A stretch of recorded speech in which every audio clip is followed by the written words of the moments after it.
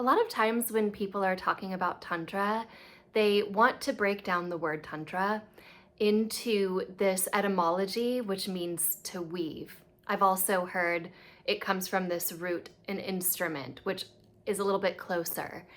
But really, at the base of it, a Tantra is a text.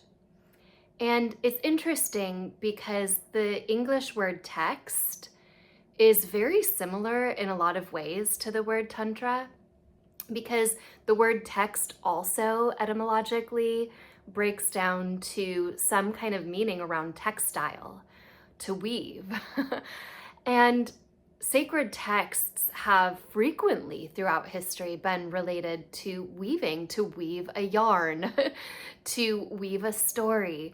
These have been part of the language, part of the storytelling of humanity across many different traditions. But I think that when we call Tantra, like what it really means is to weave, is overlooking a very basic fact that a Tantra is a text. A Tantra is a text related to a tradition. And usually the tradition has something to do with the recitation of a chant, a specialized mantra. When that chant is in honor of a male deity, that's called a mantra. When it's in honor of a female deity, it's a vidya.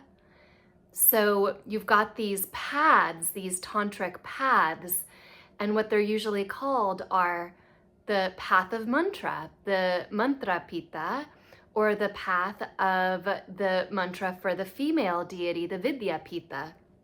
And so it's important to kind of just step back a little bit from over sensationalizing the word Tantra.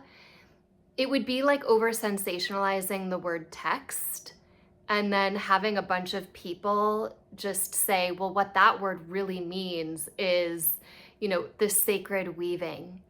And I think that takes it too far, because when we magical think into a tradition, when we put kind of like this magical aura around a sacred scripture, a sacred text, I've actually found we're less inclined to read it.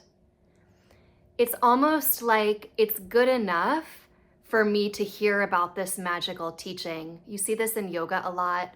You see this in Tantra a lot.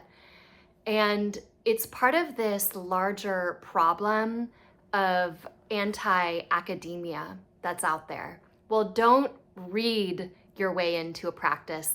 Practice. And that just overlooks the whole sacred act of reading, of studying as the practice.